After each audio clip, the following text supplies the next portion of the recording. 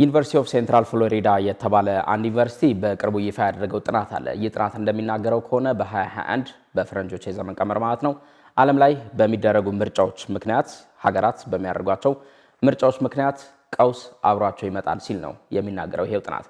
በዚህ ከምርጫ ጋር ተያይዞ ቀውስ ይመጣባቸዋል ብሎ ከተነበየላቸው ሀገራት መካከል ደግሞ ኢትዮጵያ ተቀዳሚዋ ነች። በመቶኛ ሲያስቀምጥ ደግሞ 0.91 በመቶ ኢትዮጵያ የቀውስ ስጋት ከምርጫ በኋላ ይገጥማታል ሲል ይናገራል። ቻድን በሁለተኛነት አስቀምጧል። ሄይቲ ደግሞ ሶስተኛ ነች። ሶማሊያ 0.88 በመቶ ይዛ አራተኛ ደረጃ ተገኝታለች። እነዚህ ሀገራት ምርጫን ተያይዞ ቀውስ ይገጥማቸዋል ተብሎ ነው የተነገረላቸው። ለመሆኑስ ሀገራት ከምርጫ በኋላ የቀውስ ስጋት የሚያድርባቸው ለምንድን ነው? ከዚህ የቀውስ ስጋትስ ለመውጣት ምን ማድረግ አለባቸው? ከማን ምን ይጠበቃል? እንደምናስታውሰው ስድስተኛው ሀገር አቀፍ ምርጫ ተከናውኗል ባሳለፍነው ሳምንት። ከዚህ ከስድስተኛው ሀገር አቀፍ ምርጫ ጋር ተያይዞ በድህረ ምርጫ የሚጠበቁ ክስተቶች አሉ። በተለይም ደግሞ ውጤት ከተነገረ በኋላ በህዝቦች ዘንድ የሚጠበቁ ህዝቦችም ይሆናሉ ብለው የሚተረበያቸው ክስተቶች አሉ። እነዚህን ክስተቶች በምን መልኩ እንመልከታቸው? እንዴትስ ሲታረቁ? በጥቅሉስ በድህረ ምርጫ ሀገር እንዴት መቀጠል አለባት? ዋነኛ ሐሳባችን ነው። በናሁ ወቅታዊ ላይ እንገኛለን። ጤና ይስጥልን፣ እንደምን ሰንብታችኋል? ያልፋል አሻገር ነኝ። በዚህ ሐሳባችን ዛሬ ሁለት በሀገራችን የሚዲያ ታሪክ ትልልቅ ስም ከበድ ያለ ስም ያላቸውን እንግዶች ይዤ መጥቻለሁኝ። ጋዜጠኛ ጥበቡ በለጠ ጋዜጠኛም ብቻ ሳይሆን በታሪኩም ዘንድ ስሙ ከፍ ያለ ነው። አክብሮ መጥቷል። ከልብ እናመሰግናለን። በቀድሞ የኢትዮጵያ ቴሌቪዥን በአሁኑ የኢትዮጵያ ብሮድካስቲንግ ኮርፖሬት በተለይም ደግሞ ከአይናችን ፕሮግራም ጋር ተያይዞ ብዙዎቻችሁ ታስታውሱታላችሁ። ሳሙኤል ፍቅሬ የህግ ባለሙያና ጋዜጠኛ ሳሙኤል ፍቅሬም አክብሮ መጥቷል። እንግዳችን ነው። በዚህ ሐሳባችን ላይ ከነርሱ ጋር ቆይታ እናደርጋለን። አብራችሁ እንድትቆዩ በክብር ጋብዘናል። እንኳን ደህና መጣችሁ። በግሌ በጣም አመሰግናለሁ አክብራችሁኝ ስለመጣችሁ። ምናልባት የኛን የተለየ የሚያደርገው የጋዜጠኛ ልምዱን ስለምናውቀው መጠራትን መከበር እንደሆነ ቦታ እንሰጠዋለን። በተለይ ደግሞ ከጋዜጠኛ ጥሪ መቅረት እኛ እናደርገው የማናደርገው ሌሎች ሲያደርጉት ስለምንኮንን እኛን ቢያንስ እንመጣለን ብለን አንቀር። እውነት ነው። አይ ለዚህ እኮ ማስረጃ በሁለታችሁም ትልቅ ማስረጃ አለ። ይሄን ያላችሁ ሳሚ ያልከውን ነገር እውነት የሚያደርግ ጥቤ በጣም ትልቅ ፕሮግራም ነበረ። እሱን ሰዓቱን አራዝመህ ኤክስቴንድ አድርገህ ነው እኛ ጋር አክብረህ የተገኘው። ሳሚ ከሰሞኑ ጉንፋን ይዟል። ያንን ህመም ችለህ ነው እኛ ጋር የተገኘውና ይሄ ደግሞ ለኛ ትልቅ ክብር ነው። በጣም አመሰግናለሁ። እሺ ቀደም ሲል እንደ መንደርደሪያ ለተመልካቾች ያነሳሁትኝ ሐሳብ አለ። ሀገር በድህረ ምርጫ እንዴት ትቀጥል? እንዴት ነው መሆን ያለባት? አንዳንድ ተቋማት ትንበያ እንደ ንግርት አይነት ነገር ያወጡት ጽሁፍ አለ፣ ያወጧቸው መረጃዎች አሉ። እነሱን ማጠንጠኛ ሐሳባችን አድርገን እንደው ግን ሀገር እንዴት ትቀጥል ብለን እናነሳለን። ከዛ ቀደም ብለን ስድስተኛውን ሀገር አቀፍ ምርጫ እንዴት አያችሁት እናንተ? በምን እናርገው? እሺ ጥሪ ቢጀምር ደስ ይለኛል። እሺ ጥሩ እንግዲህ አመሰግናለሁ።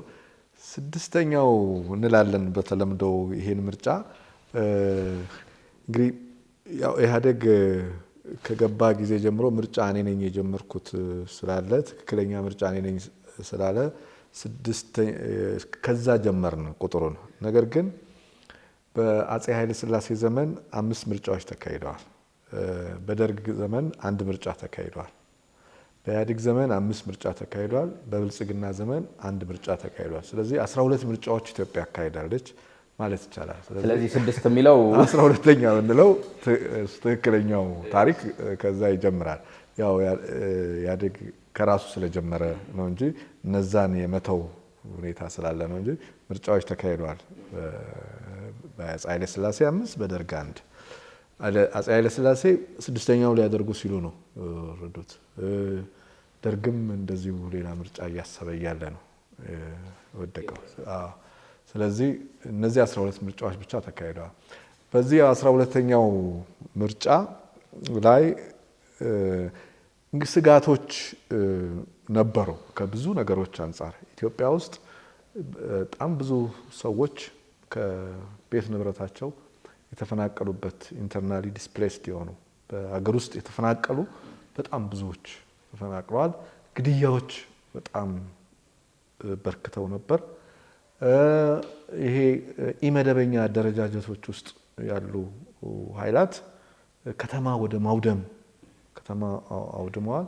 አንዳንዶቹ እጅግ የታጠቁ እና ከባድ አደጋ እያደረሱ የነበሩ ኃይላት አሉ እና ከዛ በተጨማሪ ደግሞ በሰሜን ኢትዮጵያ ትግራይ ውስጥ የነበረው የህግን ማስከበር የሚባለው ዘመቻ እና እሱን ተያይዞ የመጡ ችግሮች በብዛት የነበሩበት ነው።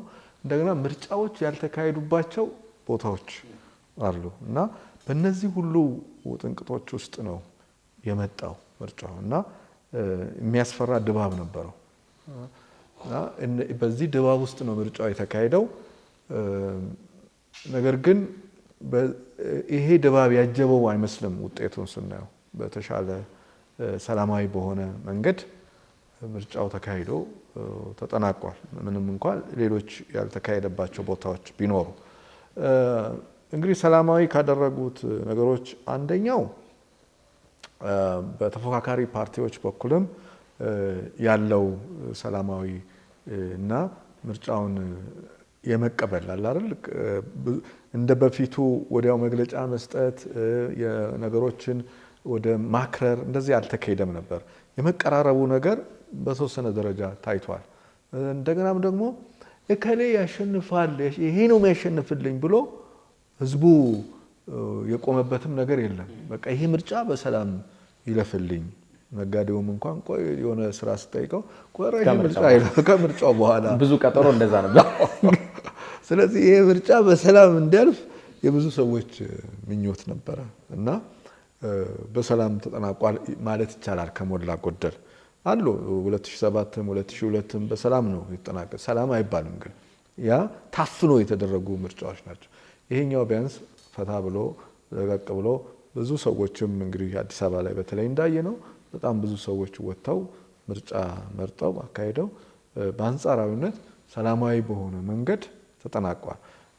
እንደ ድሮ የሚዲያ ሰዎች አልታሰሩም፣ እስር ቤት አልገቡም፣ ድርጅታቸው አልተዘጋም። እንደዚህ አይነት ካነጻጸር ነው ማለት ነው እና ስለዚህ በጥሩ ሁኔታ በሰላም የሚለው ነገር ነው በሰላም ተጠናቋል ማለት ይቻላል በእኔ በኩል።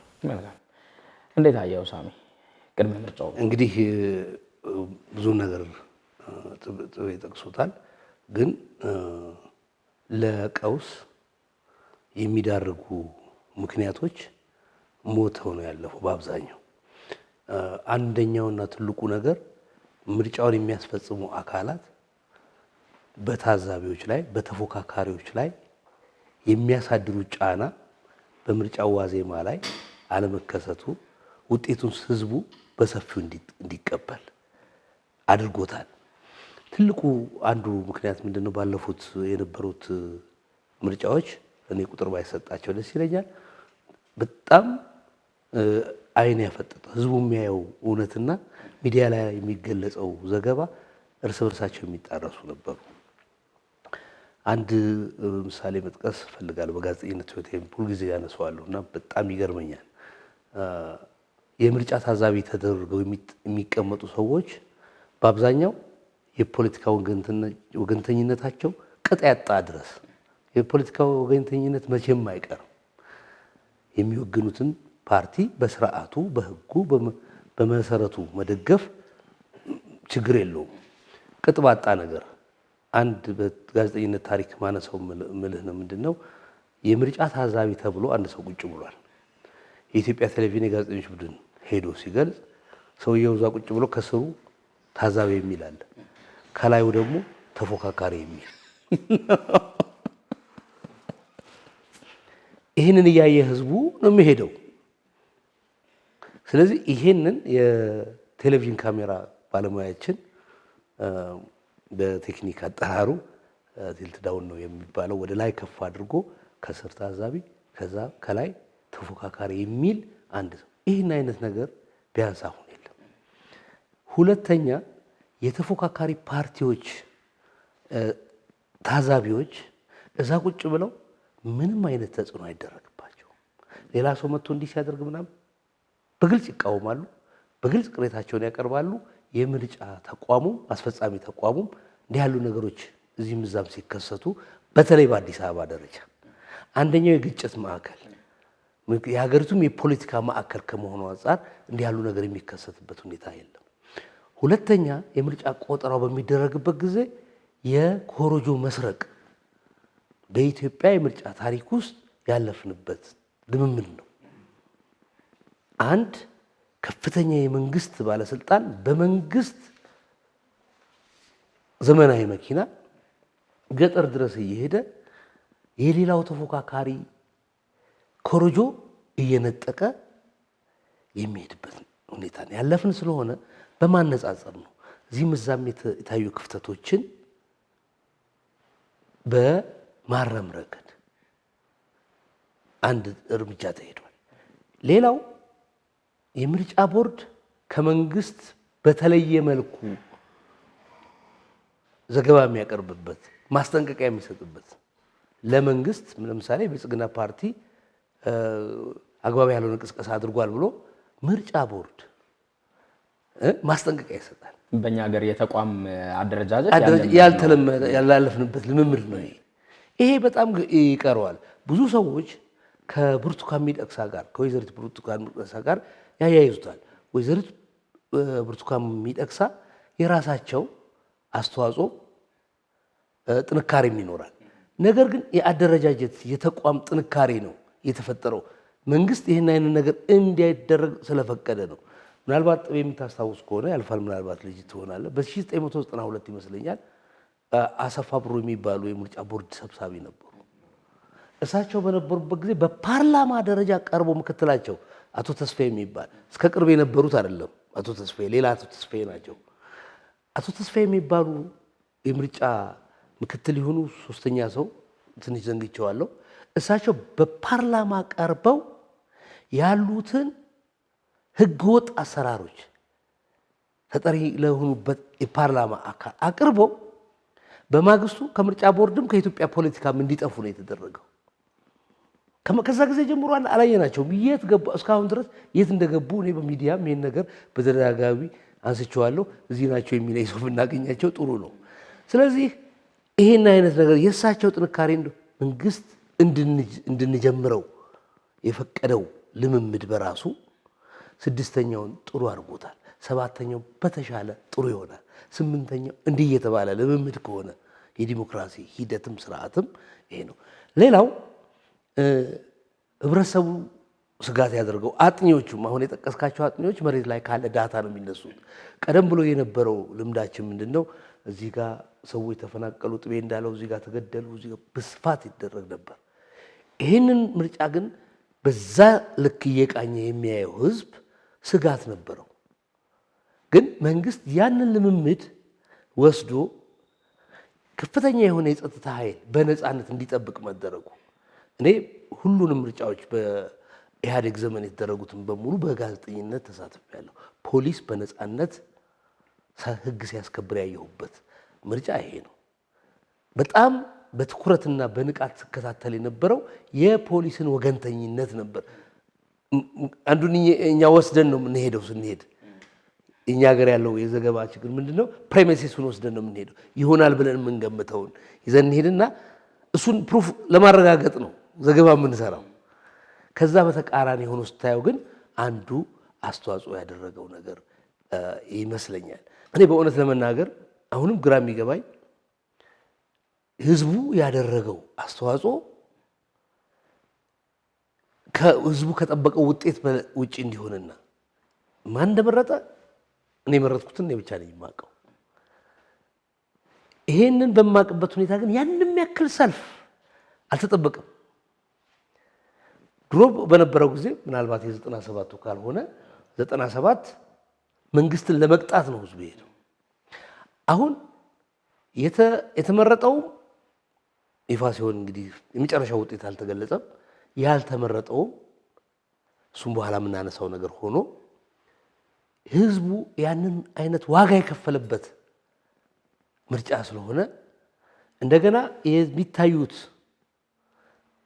እዚህም እዛም የሚታዩ ክፍተቶች የጎላ ማጭበርበር፣ የጎላ የድፍረት ውሸት፣ ሌብነት የታየበት ባለመሆኑ አንዱ ይህንን የጥናት ግምት ሊያፈርሰው የቻለ ይመስለኛል። መልካም። እንደው ግን ቀደም ሲል ወደ አነሳ ነው የዚህ ዩኒቨርሲቲ ኦፍ ሴንትራል ፍሎሪዳ የተባለው ተቋም የተነበየው አንድ ደግሞ ዘ ኮንቨርሴሽን የሚባል ያነበብኩት አንድ በይነ መረብ አለ። እሱም ያወጣው ከ54 በመቶ የሚሆኑ ምርጫዎች 2021 ላይ ከሚደረጉት ምርጫዎች 51 በመቶ የሚሆኑት የጸጥታ ስጋት አለባቸው፣ የሁከት ስጋት አለባቸው፣ የመበጣበጥ ስጋት አለባቸው ብሎ አስቀምጧል። አብዛኞቹ ወደ አፍሪካ የቀረቡ ሀገራት ናቸው፣ አብዛኞቹ ማለት እንችላለን። ለምንድን ነው ከምርጫ በኋላ እንዲህ አይነት ነገር የሚጠበቁት? ጥቤ ጥሩ የአንዳንድ እንግዲህ ሀገሮችን ልምድ ማየት ይቻላል። እኛ ሀገር ያን ያህል ምርጫ ተካሂዷል የሚል ታሪክ በብዛት ስለሌለን ተካሂደዋል፣ ግን ምርጫዎቹ ከ97ቱ ምርጫ በስተቀር ሌሎቹ ለብጥብጥ የሚዳርጉ አይደሉም፣ ምርጫ ስላልነበሩ ማለት ነው። እና 97ም የሆነው ምንድነው ኢህአዴግ በዛ መልኩ አልተዘጋጀም ነበር፣ ቀጣለው ብሎም አልተዘጋጀም። አንዳንድ መንግስታት ቁጭ ሲሉ ብዙ ማይታያቸው ነገር አለ። የህዝብ ጥያቄ፣ ህዝቡ ምን ይፈልጋል፣ ምንድነው ማድረግ ያለብኝ፣ እነሱ ምንድነው ያደረጉት፣ ይሄ አይታያቸውም። ስለዚህ 97 ላይ ህዝቡ በነቂስ ወጥቶ በተለይ ደግሞ ክርክሩም ጥሩ ነበር። 10 ወር ያህል በቀጥታ ስርጭት ማን ምን መሆኑን አሳይቷል። ህዝብ በጣም በጉጉት ሲጠብቀው የነበረው ክርክር የነበረ እና ትዝ የሚለኝ ተፎካካሪ ፓርቲዎች በተለይ ቅንጅት የሚባለው ካርድ እያወጡ ራሳቸው ተከራካሪዎቹ ይሄን ካርድ ውሰዱ ይሉ ነበር። ካርዱን ውሰዱ፣ ህዝብን ካርድ አስወስደዋል በክርክሩ ወቅት እያሳዩ። ስለዚህ ብዙ ህዝብ ካርድ ወሰደ። እንደገና ደግሞ ሀሳባቸውን በስርዓት አስርጸዋል። በቀጥታ ስርጭት የገጠርም ምንም ሳይሄዱ አብዛኛዎቹ ሳይሄዱ ህዝቡ ጋር ደርሰዋል። ስለዚህ ያ ምርጫ በሚካሄድበት ሰዓት ቆጠራው 3 ቦታ ሄጄ ነበር ለታዛቢ፣ ያው በሚዲያ እየሄድን እናይ ነበርና በቃ እየወጣ ጣት ነው የሚለው ሰውየው እና የሆነ ከኮረጆ ውስጥ እየወጣ ጣት ይላል። እንደዚህ አይነት ምልክት ነበረው እና የሆነ ሰዓት የንብ ምልክት ወጣች እና ጣት አላሆነም ለምዶበት በቃ ጣት ምን ያህል ጣት እንደበዛ በቆጠራው ላይ ያሳያል። እና ኧረ እባክህ ንብ ናት ተብሎ ከዛ አንድ ንብ ተገኝታ ነበር። እንደምንም እንደዛ አይነት የምርጫ ጣቢያዎች በብዛት ይሄ ሆነ ቆጠራው ላይ እና ብዙዎቹ ደግሞ ከየምርጫ ጣቢያው መረጃ እንደዚህ ተፎካካሪ ፓርቲ ያሸንፈዋል ምናምን የሚሉ ስለመጡ ወዲያው ያ ምርጫ ተቀለበሰ። ህዝቡም ደግሞ ድምጼ ተሰረቀብኝ፣ ድምጼ ዋጋ አጣ የሚል እንቅስቃሴ ነበረ። ሰላማዊ ሰልፍ ነበረ፣ አመጽ ነበረ። እሱን ተያይዞ ግድያ መጣ፣ አፈና መጣ፣ ሚዲያዎች ተዘጉ። ከምርጫው በኋላ ወዲያው ደግሞ ምንድነው የተደረገው? ይሄ አንዳንድ ቦታ ተቆጥሮም ሳያልቅ ወጥተው መሪዎቹ መለስ ዜናዊ በወቅቱ የህዝቡን መንጠቅ ነው። መንጠቅ ነው የምርጫ በቃ ያ ተነጠቀ። ከዛ ወደ ግጭት አመራ። ምርጫ ቦርድ ምንም መግለጫውን ሳይሰጥ ማለት ነው። ስለዚህ ያ ከምርጫ በኋላ የሚመጡ ችግሮች ከምርጫ በፊት የሰራናቸው ስህተቶች ውጤት ነው። ከምርጫ በፊት የተሰሩ እና ዝግጅቱ ምኑ በስርዓት ካልሄደ ከምርጫ በኋላ ፖስት ኤሌክሽን ችግሮች ያጋጥማሉ። አሁን እኛ ሀገር ያየነው ከምርጫ በፊት ብዙ ነገሮች ተሰርተዋል። ብዙ ነገሮች ቅድም ሳሚም ገለጻቸው። የደረጃጀት የስትራክቸሩ የምኑ የምርጫ ቦርድ ከሞላ ጎደል በጣም ጥሩ ነው። እንደገና ደግሞ ታማኒነት እነማን ናቸው ምርጫ ቦርዱን የሚመሩ ገለልተኛነታቸው፣ ዋጋ የከፈሉ ለኢትዮጵያ የጀርባ ታሪካቸው እሱ ከላይ ተፎካካሪ ከስር ታዛቢ አይነት ሳይሆን በቃ ትክክለኛ የሆኑ ታዛቢዎች በመስራት እንደገናም ደግሞ የተፎካካሪ ፓርቲዎች ራሳቸውንም በስርዓት ያዩበት ለዚህ ምንድነው ሽግግር ኢትዮጵያ ወደ ተሻለ ምዕራፍ እንድትሻገር የበኩላቸውን አስተዋጽኦ አበርክተዋል። እነሱ ታላላቅ የፖለቲካ መሪዎች ላለው ሽግግር ላለው ሁኔታ ደጋፊዎች ነበሩ። ተፎካካሪ አይመስሉም። እነሱ ተቃውሞ ምን ብለው አሸንፈው ስልጣን ለመያዝ ሲፎካከሩ አታያቸውም። መንግስትን ሲደግፉ ታያቸዋል። ማለት የመንግስት አባል ምናምን ሆኖ አይደለም፣ ግን ሂደቱን ለማስቀጠል ጥሩ ሂደት እንዲመጣ መስዋዕትነት ከፍለዋል። አንዱም ህዝብን ማረጋጋት አድርገዋል እና ተረባርበዋል ማለት ይቻላል። ሁሉም ተረባርበው ይህንን ሰላማዊ የሆነ ምርጫ ስላካሄዱ ከምርጫ በኋላ ኢትዮጵያ ውስጥ ችግር አልገጠመም። ብዙ ሀገሮች አሁን ኬንያ ከሞይ በኋላ ለምሳሌ ዳንኤል አራፕ ሞይ በምርጫ ከወረዱ በኋላ በጣም ችግር ነበር። ከዛ በኋላ እንደ በነ ኪባኪም ዘመን እንደዚሁ ግን በሂደት ኬንያ ዛሬ የተሻለች ሀገር ሆናለች። ጋና አፍሪካ ውስጥ በጣም የተሻለ ምርጫ በማድረግ ትታወቃለች። ደቡብ አፍሪካ እንደዛ እና እኛ ሀገር ኢህአዴግ 27 ዓመት በቆየባቸው ጊዜያት ብዙ አገሮች ወደ ዲሞክራሲያዊ ምርጫ ሂደት ሄደው ሰላማዊ ምርጫ አድርገዋል ከብዙ ችግሮች በኋላ። እኛ ሀገር አንድ ፓርቲ ይዞት ቆይቷል እና አስተሳሰቡን ሁሉ በሱ ቅርጽ ለማድረግ አውራ ፓርቲ ሆናለሁ ብሎ ረጅም ዘመን ቆይቷል እና እነዚህ ችግሮች የህዝብ ንቃተ ህሊናም ሊያመጡ አልቻሉልንም ነበር። አሁን ግን እንረባረብ ተብሎ ሁሉም ሰው ይሄንን ምርጫ ይሄ 2013 ምርጫ በተሻለ መንገድ ሰላማዊ እንዲሆን የመንግስት ብቻ አይደለም የህዝብ የፖለቲካ ፓርቲዎች ሁሉ ስራ አለበት እዛ ውስጥ ሰላማዊ ደግሞ። ስለዚህ ከዚህ ፖስት ኤሌክሽን ወይም ድህረ ምርጫ ኢትዮጵያ ውስጥ በቃ ድህረ ምርጫ እኮ አየነው የሚመጣ ነገር የለም ከዚህ በኋላ። ይልቅ ከዚህ በኋላ ሌሎች ገና ያልሰራናቸው ከምርጫው ጋር የተያያዙ ሳይሆን ከምርጫው ውጪ ያሉ ጉዳዮች ናቸው የሚያሳስቡን። ሀገራዊ የሆኑ እስከዛሬ በጣም ያልሰራንባቸው ፈዘን ያስቀመጥናቸው ችግሮች ናቸው። እነሱ ናቸው የሚያሳስቡን እንጂ ይሄ ምርጫው ግን ኢትዮጵያ ውስጥ ራስ ምታት የሚሆንበት ምክንያት ያለ አይመስለኝም። ሳሚ አፍሪካ ግን ለምን ይበረታባታል የሚለውን እናንሳ። አፍሪካ ላይ ነው ይሄ አሁን ቀደም ሲል ያነሳነው ንግርቱ እንደ ሟርት የሚባል ንግርቱ አፍሪካ ላይ ይበረታል በጣም። አፍሪካ በልጆቿ እጣዋን መወሰን እንዳትችል የተደረገች አገር ስለሆነች ነው የሚል ግምጋሜ ነው ያለኝ። ይህንን አይነት ነገር ኦርኬስትሬት የሚያደርጉት ሌሎች ናቸው።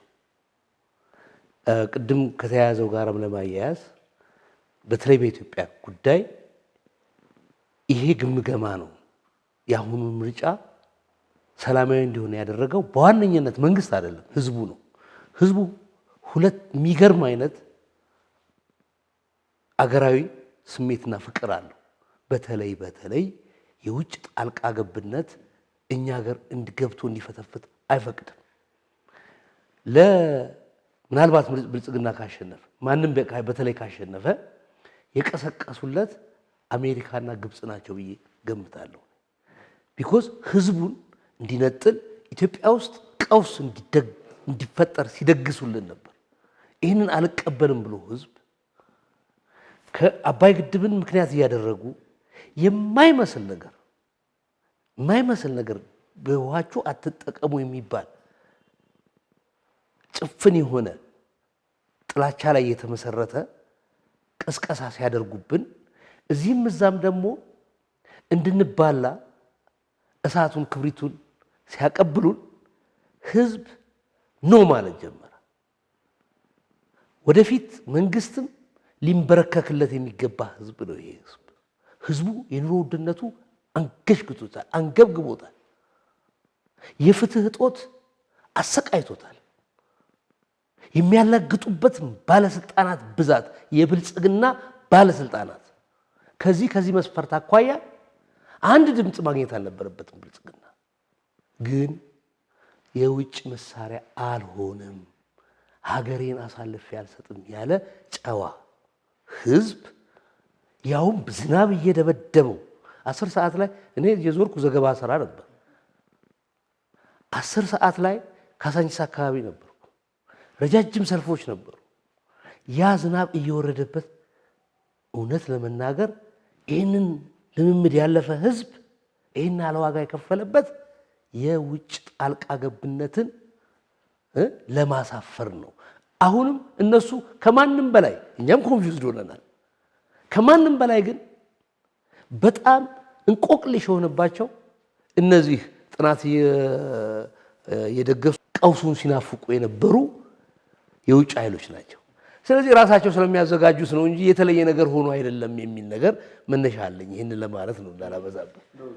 ኢትዮጵያ ነው በታሪኳ ስናይ በጥናት አትገኝም።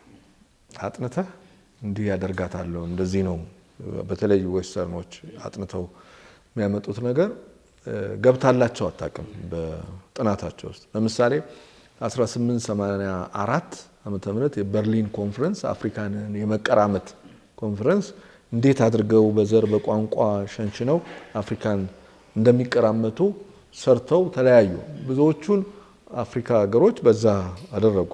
ግን 1888 አድዋ ላይ ድል ተደረጉ ጣሊያኖች። ያንን የበርሊን ኮንፈረንስ ውጤት ይዘው መጥተው ኢትዮጵያን ለመውረር ከዛ በኋላም ባለችው በፋሺዝም ወረራም እንደዚህ በጥናት ነው የመጡት። ጥናቶቹ አልሆኑም። እስከ ቅርብ ጊዜ ኮቪድ-19 28 ሚሊዮን ኢትዮጵያውያን እስከ ሰኔ ባለፈው ዓመት ድረስ ማለት ነው ይያዛሉ ተብሎ ተገምቶ ነበር። ኢትዮጵያ አሁንም በጥናት አልተገኘችም።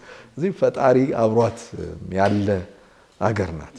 ከዚህ በተረፈ ግን ይህንን ምርጫ የበለጠ ደግሞ ስኬታማ ያደረገው ከዚህ በፊት ሚዲያዎች እንደ ልብ አልነበሩም ነበር። ይሄ የህትመት ሚዲያዎች ናቸው የነበሩት።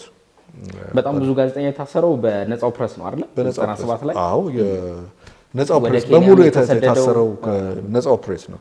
ምናልባት የለቀቁ አሉ ከመንግስት ፕሬሶች ውስጥ የዛን ጊዜ የለቀቁ ጋዜጠኞች አሉ በልዩ ልዩ ምክንያት በዚህ ከምርጫው ጋር በተያያዘ።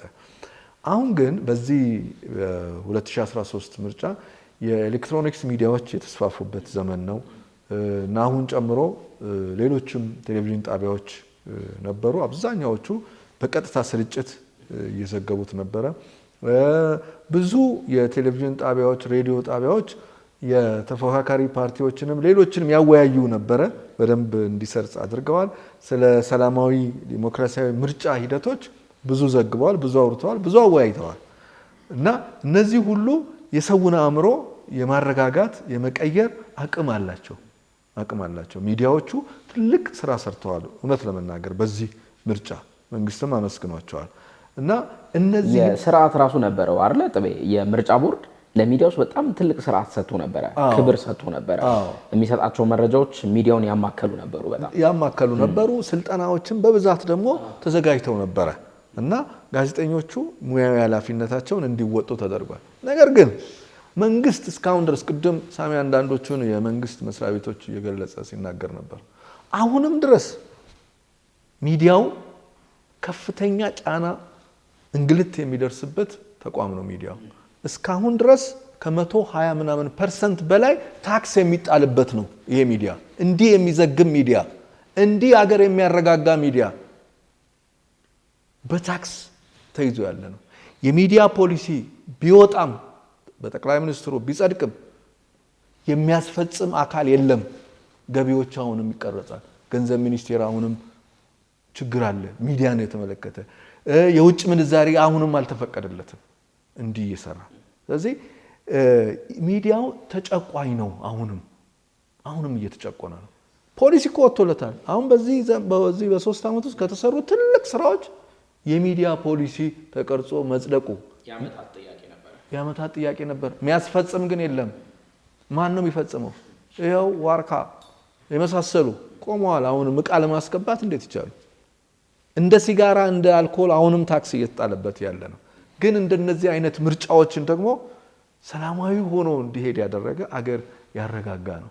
ስለዚህ ከሁሉም በላይ ቅድሚያ ሊሰጠው የሚገባ አሁንም ይሄ ሚዲያው ነው። ሚዲያውን ዘርፍ የሚዲያ ማልማት፣ ማበልጸግ፣ ማስፋፋት ይገባል ነው ማለት ነው። ምናልባት ድህረ ምርጫ ላይ ምናልባት ጥቤ አሁን ያነሳው ከዚህ ከታክስ ጋር በተያያዘ አንድ ስብሰባ ላይም አብረን በነበርንበት ገልጬው እውነታው አልደረሰም ማለት በተለይ ከታክስ ጋር ያለው ጫና እንዲቀር ማበረታቻ እንደሚደረግለት መመሪያውም ወርዶ ተግባራዊ ያልሆነ ሚዲያውን የመደገፍ ነገር አልተደረገም። ግን ከዚህ ከምርጫ ጋር የምናነሳው ነገር ከተነሳ አይቀር ምናልባት በዘርፉ ያሉ ሙያተኞች ጥናት የሚያደርጉበት ከሆነ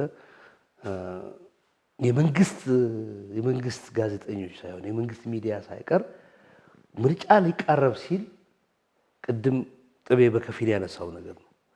ከቴሌቪዥን በርካታ ጋዜጠኞች እንዲለቁ ተደርገው ሙያ ውስጥ የሌሉ ካድሬዎች እንዲገቡ ነው የተደረገው። ይሄ በኢትዮጵያ ሚዲያ ታሪክ ውስጥ በጣም የሚጠቀስ ነገር ነው።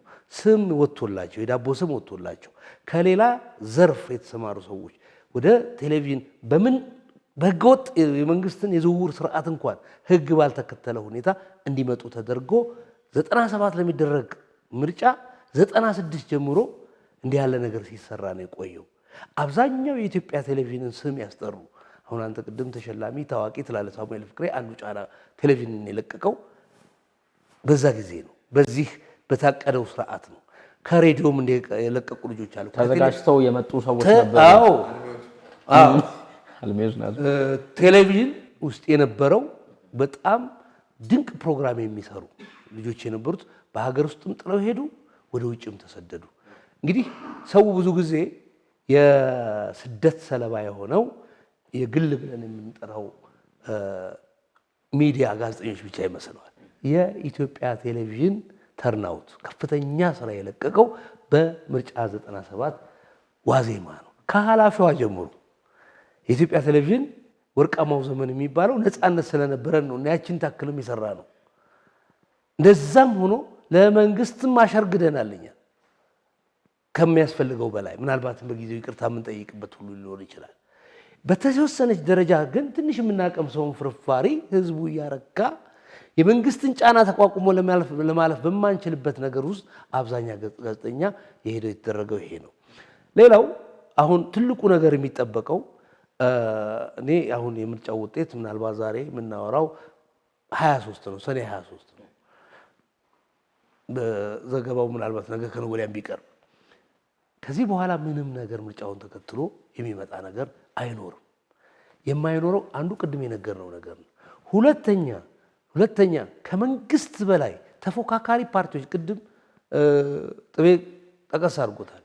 ተፎካካሪ ፓርቲዎች በኢትዮጵያ ታሪክ ያልተለመደ የምርጫ ታሪክ ያልተለመደ በፖለቲካ ህይወት ያልተለመደ ስርዓት ነው የተከተሉት። ይሄንን አፕሪሼት ማድረግ ስንጀምር ነው ነገ የተሻለ ልምምድ የምንጀምረው።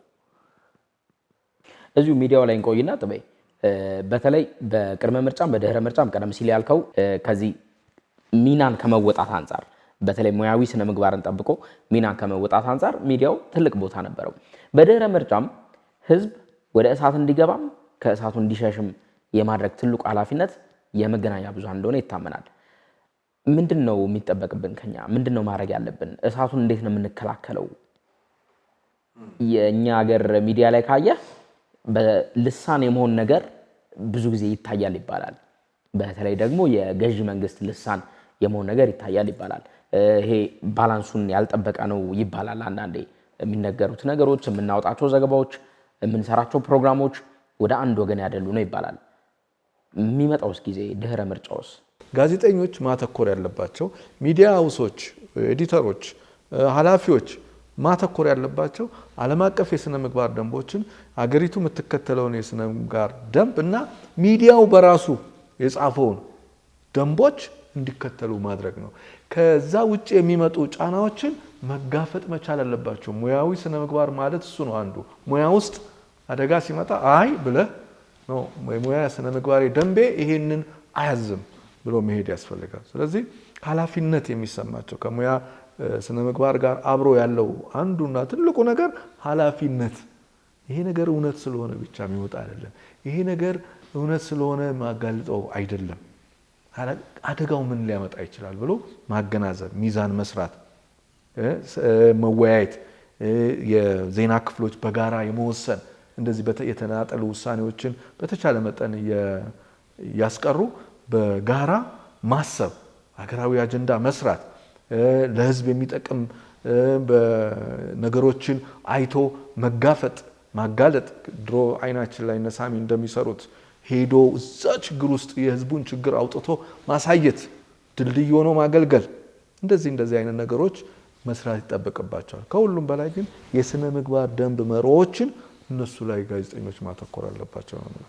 ከማን እንማር ግን? አሁን የላይቤሪያ ብዙ ጊዜ ምሳሌ ይነሳል አይደለ? ከማን እንማር? እኛ ጋዜጠኝነት በራሱ እኔ ብዙ ጊዜ ብለው ነገር አለኝ። ጋዜጠኝነት ሙያ ብቻ አይደለም ልክፍትም ነው ብትተወው አይተውህም እና ከጋዜጠኝነት ስትለከፍ የምታስበው ብዙ ጊዜ ህዝብን ነው መሀል ያለው ሳንካ ነው የሚያንቅህ በህዝብ መወደድ ነው ሌላ ጋዜጠኝነት የድህነት ህይወት ነው የመከራ ህይወት ነው ማህበራዊ ህይወት የለህም በዓል አታውቅም ሁሉ ነገር ለሙያህ የምትከፍልበት ነው እንደዛም ሆኖ ከህዝብ የምታገኘው ሙገስና ዝናን እየናፈቀህ በፍቅር የምትወድቅለት ሙያ ነው ሆኖም ይሄንን ሙያ ስትፈልግ የህዝብን ስሜት ማንጸባረቅ ውስጥህ የሚነግስ ነገር ነው ሁሉም ጋዜጠኛ ይሄንን ነገር ይኖረዋል እና ዋነኛው ነገር አመራሩ ነው አሁን ቅድም ጥቤ ብሏል ነሳሙኤል እኛ ትንሽ ነገር ነው የሰራነው በእውነት ለመናገር በምርመራ ጋዜጠኝነት ከሚጠበቀው ስራ አኳያ እኔ በግሌ ሰራው ብዬ የምመጻደቅበት ነገር የለኝም ጊዜውን ግን ስናስበው እንደዛ የሚደፈርበት ጊዜ ነበር ነው አንድ እሱ ነው ህዝቡ ካጣው ነገር አኳያ ነው መዝኖኛን ያነደሰን ያን ነገር ስላልተለመደ ነው እንጂ ብዙ ሰርተን አይደለም አንድ እሱ ነው ሁለተኛ በወቅቱ የነበረው ድባብ እዛ አካባቢ የነበረው እኔ በዚህ አጋጣሚ ነፍሱን ይማረውና አሰፋ በቀለና ሶሎሜና መሰገን ፈልጋለሁ ያንን ተለቀቅልኛ ሁሉም የተሻለ ነገር ለመስራት ይሯሯጣል አሁንም ያሉት ወጣት ጋዜጠኞች የጋዜጠኝነት ትልቁ ልክፍት የህዝብ ወገንተኝነት ነው ወይም ህዝብን የሚወግን መረጃ ማቅረብ ነው እያንዳንዱ ባለስልጣን ስልክ አንስቶ ደውሎ ይሄ ዜና እንዳይሄድ ይሄ ፕሮግራም እንዳይሄድ ይላል የሚያሳዝነው እኮ እኔ አለቀዬ ነው የሚኒስትሩን ቢያዙትና እሱ አቁም ቢለኝ ያለን ያቆምናቸው ብዙ ናቸው አየር ላይ ካዋልናቸው ያላዋልናቸው ይበልጣሉ ግን አንድ ሚኒስትር ይደውልና ተራ ጋዜጠኛውን ይሄን ዘገባ እንደዚህ ስራው ይሄን አይነት አካሄድ ጣልቃ ገብነት የነበረው ነገር ከቀረረለት የስነ ምግባር መርሆውን መጠበቅና ያለ መጠበቅ እሱን ከጨዋታ ውጭ የሚያደርገው መሆኑን ያውቀዋል ጋዜጠኛው አንድ የህግ ተጠያቂነት አለበት ሁለተኛ ህዝብ ይመዝናል በህዋት ክፍል ጊዜ ሲዬ አብርሃ እስር ቤት ስለነበሩ ምናልባት ለህጉ ተቀርባለህ ተብዬ እኔ እሱን ዜና እንድዘግብ እድል ተሰጠኝ እና እስከ መጀመሪያው እኔ ነበርኩ የምዘግበው የመጨረሻው ጊዜ ብርቱካን ዛሬ የምርጫ ቦርድ ኃላፊ የነበሩት ሲዬ ነው ዋስትና መብት ተጠበቁላቸው በራፍ ላይ ፖሊስ አሰረው ዜናው የሚለው ሊዱ ሲዬን ፍርድ ቤት በዋስ ለቀቀው ፖሊስ እዛው አሰረው ነው የሚለው ይሄ ምንም የተለየ እኔን ጥረት የጨመረ ዜና የለውም ሊዱ እንደዛ ነው የሚለው ከዛ በኋላ የለም ብለው ያን ዜና ከለከሉን አይተላለፍም ብለው እንዴ ድሮ እኮ ደርግ እድል ነበረው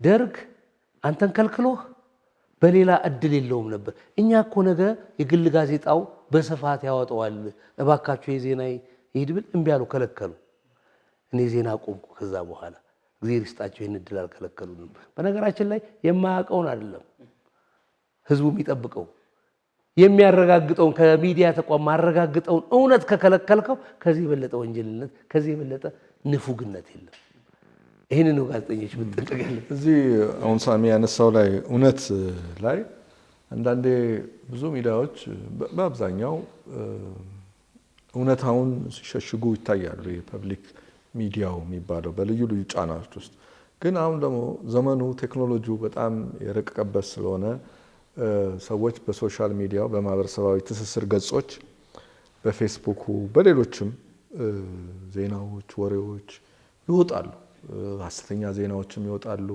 ይሄ ስም ማጥፋቱ ምኑም ይወጣ ነው ያለው እና በተቻለ መጠን በተለይ ፐብሊክ ሚዲያው ይሄ ሜንስትሪም ሚዲያው የግሉም ወይም የንግድ የሚባሉትም ትክክለኛ ዜናዎችን ሄደው እንዲሰሩ ለምሳሌ የሆነ ከተማ ተቃጠለ ይላል ወደመ ይላል ከዛ በሶሻል ሚዲያ ፎቶ ያነሳል የተገደሉ ሰዎች ምኖች ይሄ ስነ ምግባር ደንብን መርህን ያልተከተሉ ነገሮችን ይዞ ይወጣል ሌላ ሀገር ሁሉ የተነሳ ፎቶግራፍ ሊሆን ይችላል አዎ ግን ናሁም አህዱም ኢትዮጵያ ቴሌቪዥን ምንም እዛ ቦታ ላይ ወዲያው ሄደው ቦታው ላይ ያለውን እውነታው ምንድነው የተከሰተው ሚለውን ጋዜጠኞቹ እዛው ነው መዘገብ እንዲችሉ መሆን አለበት ያ ደግሞ የፋይናንስ አቅም የምናምን ይፈልጋል እቃው ላይ 100% ቀረጥ ምትቀርጠው እንደዚህ አይነት ዜና እንዳይሰራ ያደርግባል ስራው ላይ አውትፑቱ ላይ ነው ችግር የሚፈጥረው። አትሊስት ይሄንን ታቀልለታለህ። ይሄን በሰራ ቁጥር የበለጠ ጥሩ የሚዲያ ምህዳር እንዲኖር ታደርጋለህ። አሁን የወሬ እንደውም ሶሻል ሚዲያውን ተከታይ ሆነ መደበኛ ሚዲያው ምን አለ ሶሻል ሚዲያው ብሎ እሱን ይዞ ነው እሱም እየሰራ ያለው። ስለዚህ እዛ ላይ ትልቅ ስራ ይፈልጋል። አሁን የመገናኛ ብዙሃን ባለስልጣን ብዙ ስራዎች እየሰራ ነው እና ያንን መንግስት ደግሞ ሊያግዘው ይገባል። የሚዲያ ልማት አንዴ ምን አሉኝ የሆኑ ሰው ባለስልጣን እናንተ እኮ ሚዲያው ይደገፋል፣ ለምሳሌ የውጭ ሀገር ዜጋ እንዳይገባባችሁ መንግስት አድርጓል ሚዲያው ላይ። እንዴ እኔ አይግባብኝ ብያለሁ እንዴ? ይግባና ይፎካከረኝና ተፎካክረን ከቻለው ያደርግ። ለምንድን ነው እንደገና ደግሞ ዶላር አያመጣም የውጭ ምንዛሪ አያመጣም የናንተ ፊልድ ጋዜጠኝነት እና ምንን አይቶ ነው ኢትዮጵያ የሚመጣው? ኢንቨስተሩ በሚዲያ ያሰራጨውትን አይቶ እኮ ነው የሚመጣው። ለዛውም በጥሬው ይዞ ይመጣል። እኔ በማቀርበው ታሪክ እኮ ነው የሚመጣው ምናምን ብዬ ለዛ አይነት ስብሰባዎች ላይ ተከራክረን ነበር። ግንዛቤም ችግር አለ። ሚዲያው ላይ ጥናት ምርምር አድርጎ ለመንግስትም ማቅረብ ይፈልጋል ይሄንን ችግሩን እና እሱ ላይም መስራት ይፈልጋል። ስለዚህ ይሄ ፖስት ኢሌክሽን ከድህረ ምርጫ በኋላ ያሉ ችግሮች እንዳይመጡ የሚዲያ ልማት በእጅጉ ያስፈልጋል። ጎረቤት ሀገሮች 100 ምናምን ሬዲዮ ጣቢያ ያላቸው ኢትዮጵያ እስካሁን በጣም ጥቂት በጣት የሚቆጠሩ ወደ ዲጂታል አልተቀየሩም ስርጭቶቻቸው እና ቴሌቪዥን ጣቢያዎች ጠንካራ ቴሌቪዥን ጣቢያዎች ሊኖሩን ይገባል። ተደራሽነታቸው ሰፊ የትኛውም የኢትዮጵያ ክፍል ሄደው የሚዘግቡ ከዛ ደግሞ እንደገና የፖለቲካ አወቃቀራችንም ይሄ በጣም ብሔር ተኮር የሆነው ሚዲያ ከዛ ውስጥ እንዲወጣ ማድረግ አለብን። በብሔር በቋንቋ በመናምን የሚቋቋሙ ሚዲያዎች በራሳቸው ወገንተኝነት ብዝሃነትን አስተሳሰብ ስለማይወክሉ ወገንተኝነት ላይ ያበዙና ለግጭት ይዳረጋሉ። ካሁኑ እሱ ላይም ማሰብ ያስፈልጋል። በክልል ሚዲያዎች እንዴት ነው መዋቀር ያለባቸው? የክልል ሚዲያዎች ከቋንቋ ከባህል ከምን ጋር ተያይዞ ምን አይነት ፕሮግራሞች ነው መቅረብ ያለባቸው የሚለው ሁሉ መሰራት አለበት ነው ያልፋል። ምናልባት የተነሳነበትን ነገር እንዳንዘጋ እሱን መሰረት አድርገን እንድናወራ ከሆነ ከምርጫው በኋላ ያለው ቀውስ ቅድም ጥቤም ነቅሶታል፣ እኔም አነሳስቼዋለሁ። የሚያሰጋን የተመረጡ ኃይሎች በተመረጡት ልክ መስራት ካልቻሉ ነው። የሚዲያው ሚና መቃኘት ካለበት እዚህ ላይ ነው። እንደ ድሮ ይሄ የሚባል አዲስ አበባ መስተዳድር አንደኛ ተጠቃሽ ነው። ለህዝብ በሩን ዝግ አደረገ፣ መረጃ ለመስጠት ከለከለ። አሃዱ ይሄንን ሲዘግብ ናሁ ቀጥሎ ይሄንኑ ዘገባ መዘገብ አለበት። ሚዲያዎች በእምቢተኛ የመንግስት ባለስልጣኖችና ሹሞች ላይ ጥምረት መፍጠር አለባቸው፣ በጋራ መናበብ አለባቸው። እንዲህ ያለ ስርዓት ኢትዮጵያ ውስጥ መቀጠል የለበትም። በሩን ዝግ ያደረገ የመንግስት ሹም የተቀመጠው ወንበር እኮ የሱ አይደለም፣ ባደራ የተሰጠው ነው፣ ከአባቱ የወረሰው አይደለም። ህዝብን እንዲያገለግል ነው። አንዱና ትልቁ መረጃ መስጠት ነው። አሁን ማኒፌስቶአቸውን ይሁንም ዝም ብለውም በስሜት የገለጹት ይሄንን እንሰራለን፣ ይሄንን እንዳረጋለን፣ ይሄ ኮንትራት ነው፣ ውል ነው። ይሄን ሰምተን ነው የመረጥናቸው። ምን ያህል ተሰራ? በተገባው ቃል ልክ ኦዲት መደረግ አለበት። አሁን ዘመኑ የዋጀ ዘመን ያለ ነው፣ እኛን የሚያግዝ ዘመን ያለ ነው። በምርጫ ማግስት ምን ብሏል ክቡር ዶክተር አብይ? ይህንን ምን ያህል ሰሩት? ክብርት አዳነች አቤቤ ምን ብለዋል? ምን ያህል ሰሩት? እየተከታተልን እነሱ በተለይ ይህን አይነት ጠንከር ያለ ዘገባ የሚሰሩ ጋዜጠኞች፣ ሚዲያዎች አንድ ዘገባ ባወጡ ቁጥር ተቀባብለው ሙያው ይፈቅዳል ማጣቀሻ አድርጎ እሱ የሚጨምርበትን ነገር አዳብሮ ማጣቀሻ ዜና ይባላል። ምንድነው ሪፈረንስ እንደምንለው ነገር ይሰራል። እኔ ሚዲያ ውስጥ ነው ያለሁት፣ የራሴ ፕሮግራም አለኝ። አሁን በዛ ልክ የተቃኘ ስራ ነው መስራት ያለብን። ታናናሾቻችንም ስልጠና ስንሰጥ ህዝቡ የሚፈልገው ይሄ ነገር የቱ ጋር ነው ችግሩ? ተጠያቂ ባለስልጣናትን ስልጣን የሚራኮቱበት መሆን የለበትም፣ የሚፈሩት መሆን አለበት። ተጠያቂነት ካለ ይፈሩታል። ቁጭ ብለው ዘመዶቻቸውን ወይም ደግሞ ወዳጆቻቸውን የሚሰበስቡበት አላግባብ የሚያበለጽጉበት ከሆነ እሱን ሚዲያው ካልሰራ መዝጋት ነው ያለበት። አሁን በምርመራ ጋዜጠኝነት ዘገባ ላይ ሰውየው እውነቱን ከነገረህ እዛ የምታፋጥጠው ነገር የለህም፣ ይቆማል። ወዴት ይሻገራል? አንዱ የእውነት መናገሪያው ህዝቡም ችግሩን የመንግስትንም ችግር ካለ እንዲረዳው። በየቦታው ሌባ በርክቷል፣ ማጅራት መቺ በዝቷል። ለምን ፖሊስ እንቅጠር ስንል መንግስት በጀት አልመደበልኝም? ችግር ከሆነ አልሰማሁም። ይሄንን እኔ ከሆነ ይንገረን ፖሊስ እንጂ መደብደቡ መዘረፉን እኮ ነጋሪ አንፈልግም። የህብረተሰቡ ትብብር ካለ የህብረተሰቡ ድጋፍ ካለ ህብረተሰቡ የሚሰማው ካለ መረጃ ለመስጠት ሊሰስት ነው። ለመደገፍ ግን ስለሚያላግጥበት ነው ህዝቡን። አንተ ሄደህ አንድ መረጃ ስትሰጥ የሚሰማ ስለሌለ ነው እንጂማ በሰልፍ ሄዶ ይሰጠዋል። የመረጃ ችግር የለበትም ህዝቡ። ጥቤ የመቋጫ ሐሳብ መንገዳችን ምን ይሁን? በድህረ ምርጫ ሀገር እንዴት ትቀጥል? ህዝብ የትኛውን መንገድ ይከተል? ፖለቲከኞቻችን ይህን ያህል ወር በሚዲያ ያንን የመሰለ ቅስቀሳ ሲያደርጉ ክርክርም አይነት ነገር ያደረግን ነው ሲሉ የነበሩ ፖለቲከኞች፣ ማህበረሰብ አንቂዎች። በጣም ጥሩ ጥያቄ ነው። የመሆን የሚገባው ብዬ የማስበው እንግዲህ ኢትዮጵያ ውስጥ ወደ 49 ፓርቲዎች ውድድር ተመዝግበው ወደ 47ቱ ናቸው የተወዳደሩት እና